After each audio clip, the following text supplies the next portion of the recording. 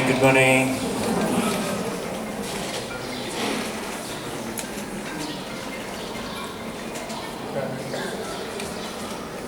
Good to see you all, each one of us, with whether we know it today or we don't know it today,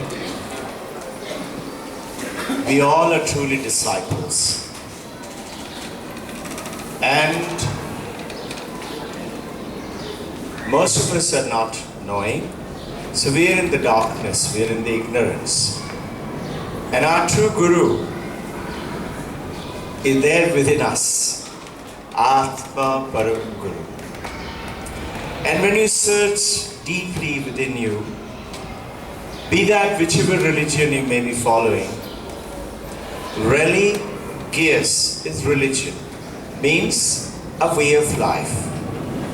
Whichever way you follow, you will find somebody, an external help from the Atma Param Guru will come out and come and meet you. Before that, as you start to show your keenness, that I want to know more, I'm not happy with the way I am right now, this is not it, this is not it. Then you will find you will meet some people who will talk about God.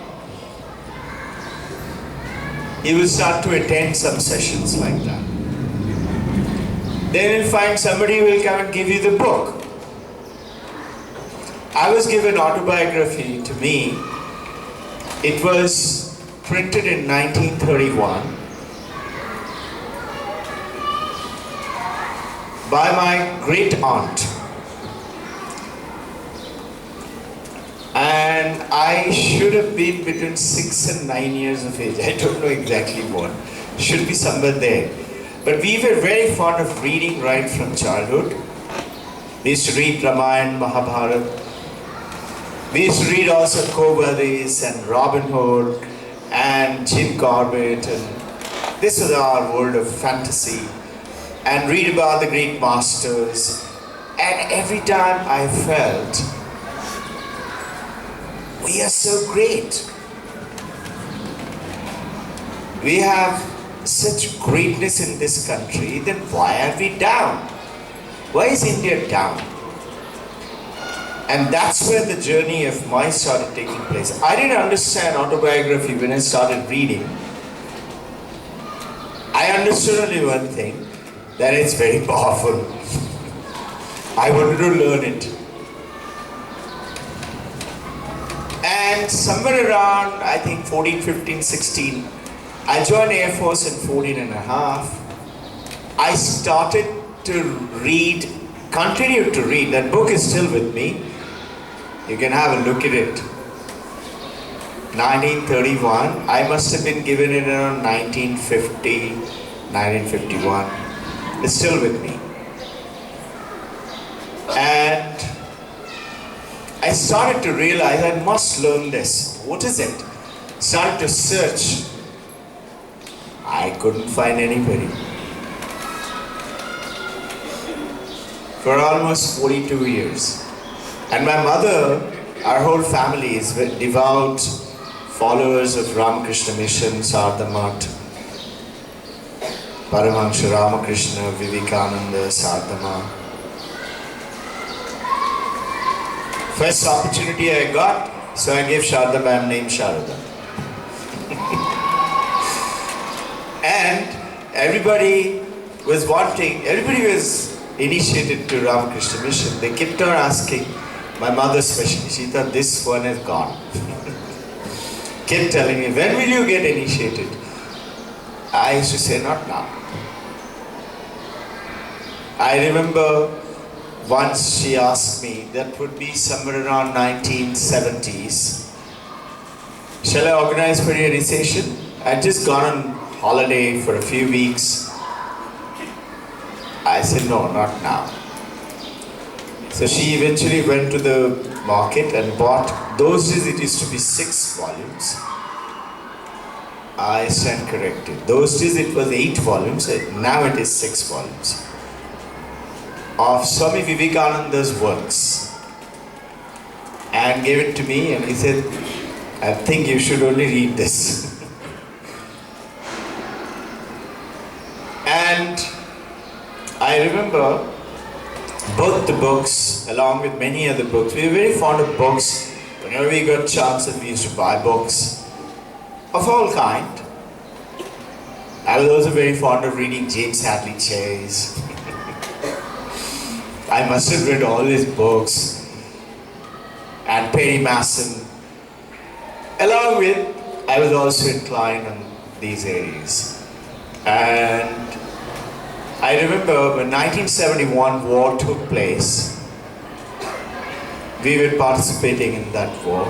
We were working almost 24 hours a day. There was no time to go to bed and sleep. And sleeping used to be while going on to the duty. There were some little resting mat, but we used to generally go to sleep, sitting, working, go off to sleep, again wake up, keep working. And there were lots of people who were continuous to do that. So there was no shortage of people. At that time, one day I came back to my room and I was very mentally feeling down, disturbed. I don't know why I was disturbed.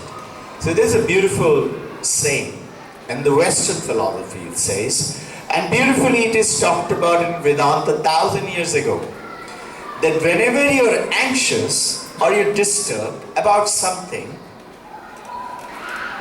it's a funny statement, it's given in Vedanta also. First convert it to fear. If you're anxious, your anxiety, or you're worried, but you don't know what is it troubling me, you don't know, it happens sometimes. No? He said first convert it to a fear. Why? Because supposing you're afraid of snakes, you know what to do about it at least, no? To avoid snakes. That's what you would do. You stay away from them. So first convert it to fear. Then you know what to avoid. So here, I didn't know at that time. And though mother had given me that book, Swami Vivekananda's books, I had not read them. They were nicely packed. Something happened to me. And I was attracted to that book called Raja Yoga out of those 6 volumes. And I started reading. And that started bringing about a great change within me. And the search continued.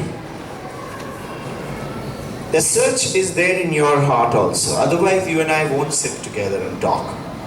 Not possible.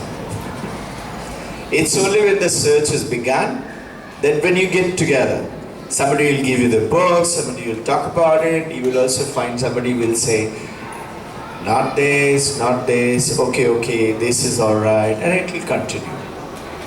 But the search must begin. Paramahansa Yogananda, he said, look, it is not difficult.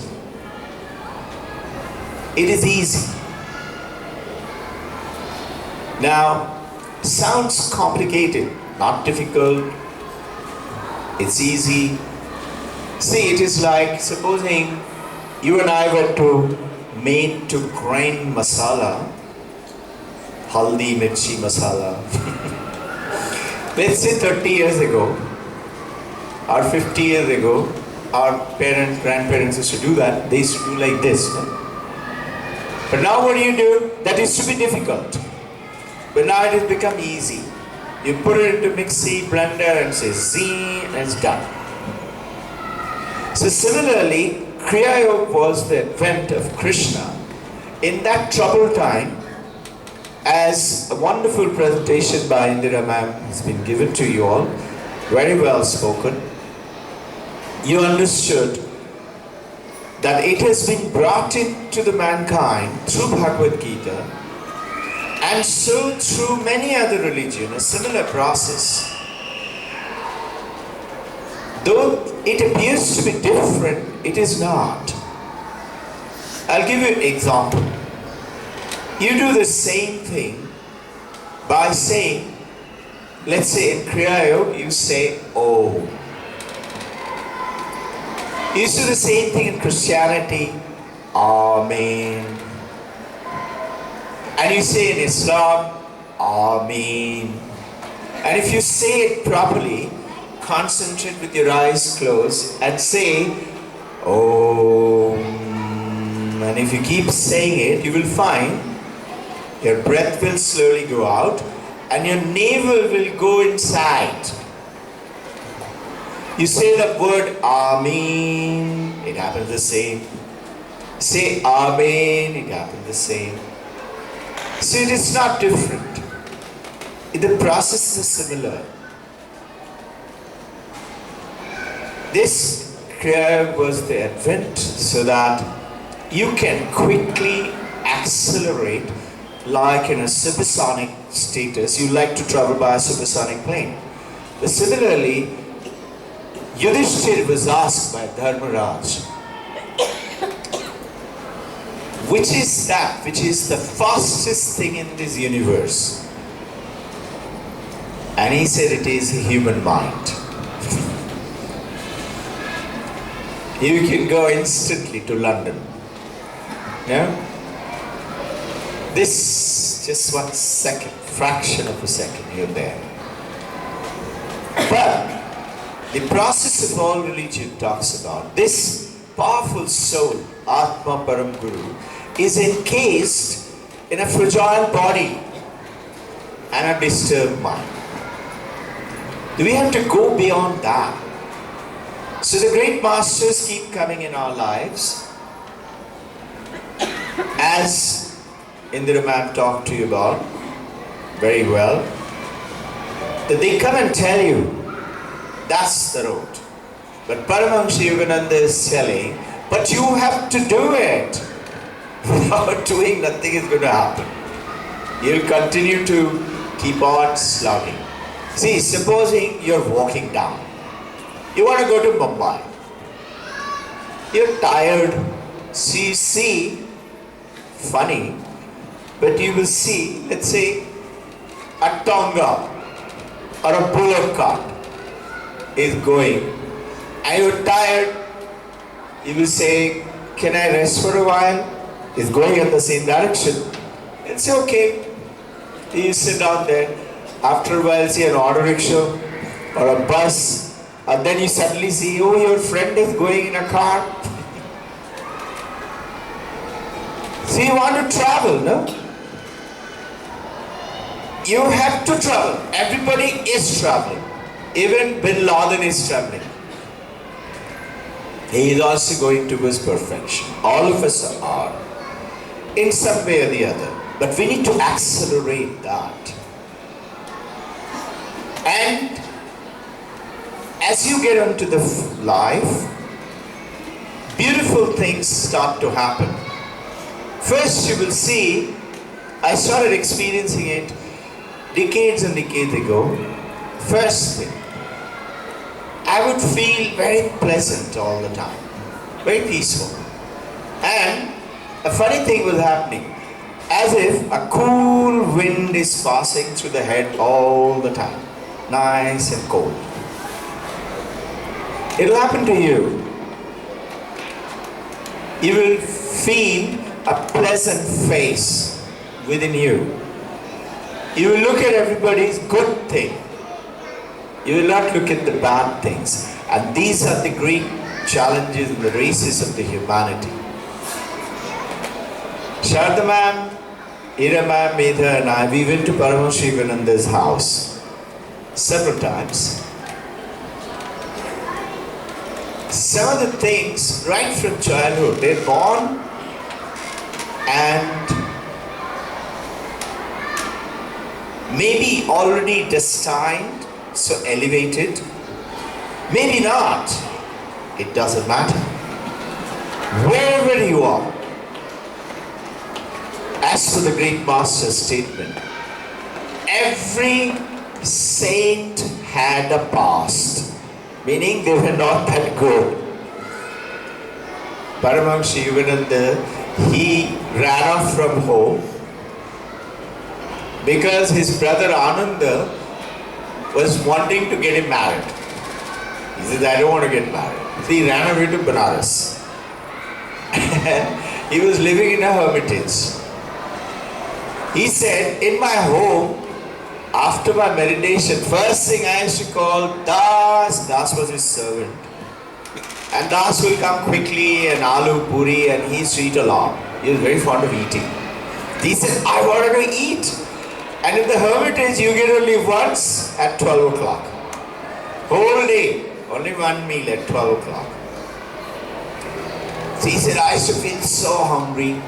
And it just so happened the Guru had gone to East, Assam. They come to know that today Guru is coming back little after 12. So we'll wait to have with him. Paramahansa Yogananda's own voice is saying, I kept saying, God, please give me food. Otherwise I might die. His words. So every saint had a past. You wouldn't like your Guru to talk about food, no? But he's saying that, look, I was like that.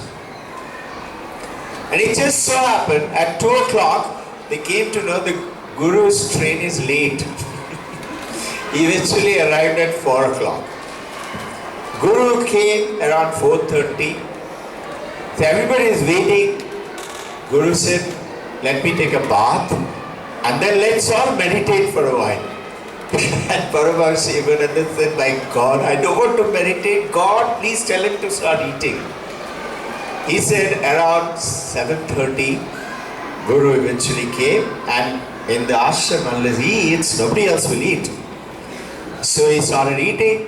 The Paramahansa Yogananda said, I ate 2, 3, 4 people's food. I was very happy. Thank God I've eaten. And at the end of the session, as is the customary, despite many devotees there, he went to Guru and he started massaging his feet. So Guru was quite fond of him. Guru looked at him and said, don't crave for food. So he said, I don't crave for food, but I get so hungry, if I don't eat, I'll die. The Guru said, then better die for God than crave for food. He said, that day I got a message. I've never forgotten it in my life. And he's giving us messages like this. You know, when he was a child, he was with his sister. They were playing on the rooftop. We went to their house, 4 Gorakhpur Lane in Calcutta near Shah Bazaar. And sister was telling him, you keep saying, mother will take care of me, God will take care of me. Can God take care of you and give me that kite? They were flying some kites on the sky. He said, yes. She says, liar. He said, okay. So he said, I concentrated and said, mother, please give me that kite. Suddenly, the kite's thread was cut and the kite came coming flying down and landed on the rooftop. Sister said, this is just accident. This is not your work. This is not your mother. He said, okay. You want another one? He got another one. Now sister got so frightened. She went running to mother, this guy has become such jadoo. The mother came and said, you are born to be a great yogi. Don't waste. And mother was disciple of Lahiri Mahasaya. She was told that you will have a great yogi in your family. Next day, in the rooftop, both of them were playing against sister and brother. Sister said, she was teasing him. You know, you have to do something.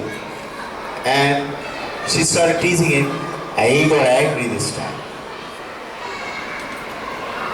She said, let's see. I have got a boil. She had a boil in her hand. She said it was painful. See, I've got a boil. What is it? You are with God, no? You can't get a boil. Have you noticed that? She was just teasing him. He said, okay, by tomorrow I will get a boil.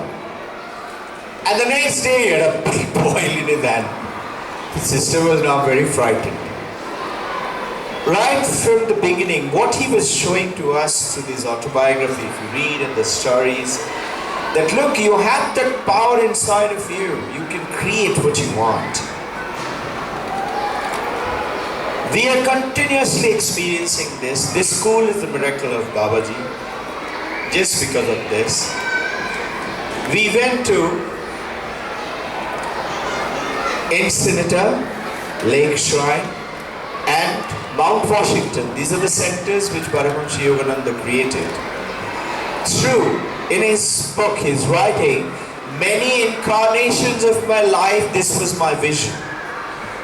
To create temples around America and India, where people should come in and receive peace and tranquility in their heart.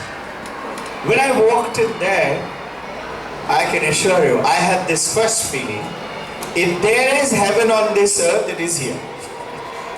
It is so peaceful and it's so beautiful. Everywhere masses and masses of well manicured flowers, all done by devotees. Devotees, after their meditation, they are intending taking care. When he wanted to buy a place to make it an ashram, they were going around. Sister Pat was his secretary and a German boy. They were together. They were driving down and they suddenly saw this big hotel. Wonderful structure. He said, stop, stop, stop. Let's go and find out. His Sister Pat's secretary said, don't. Because if you go, they will arrest you. This is highly guarded, and that place was Hollywood actors and actresses' shelter. Hotel. He said, okay, Sister Pat, you go and check. She came, they said no, we are not ready to sell. He told his German boy, go back next day, check who's the owner. And he rang up the owner and he found out, they said, those days it will cost you $35,000. Imagine. Those days, $35,000.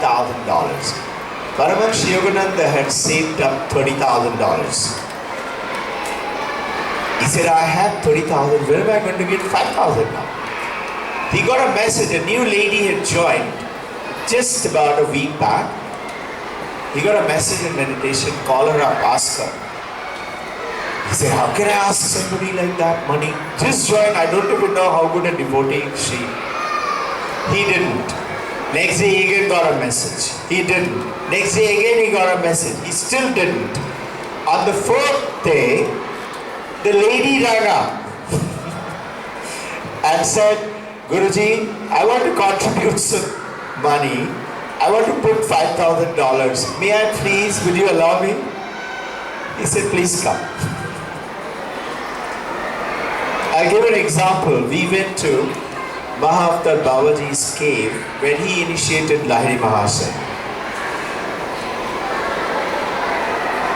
And by all descriptions, so-called many injuries through Air Force days, I was not allowed to climb there. I said, nothing doing, I'm going there. And we reached perfectly well.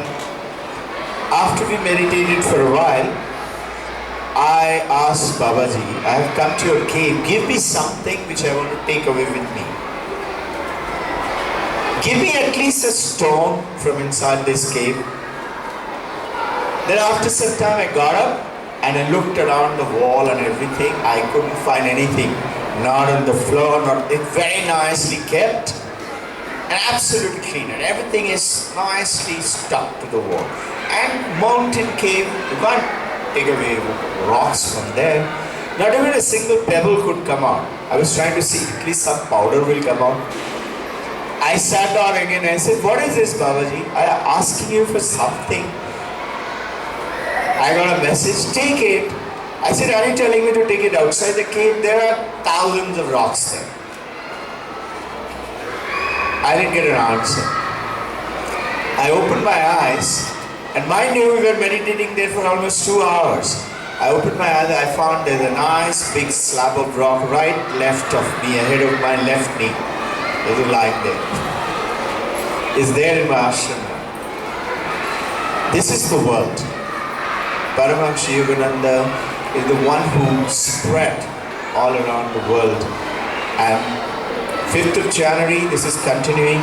On 15th, I think it is 15th January, which is a Thursday, or 15th January, check. On Gandharva Rangmanch, who is the head of YSS, Yoga the Satsang of India, he himself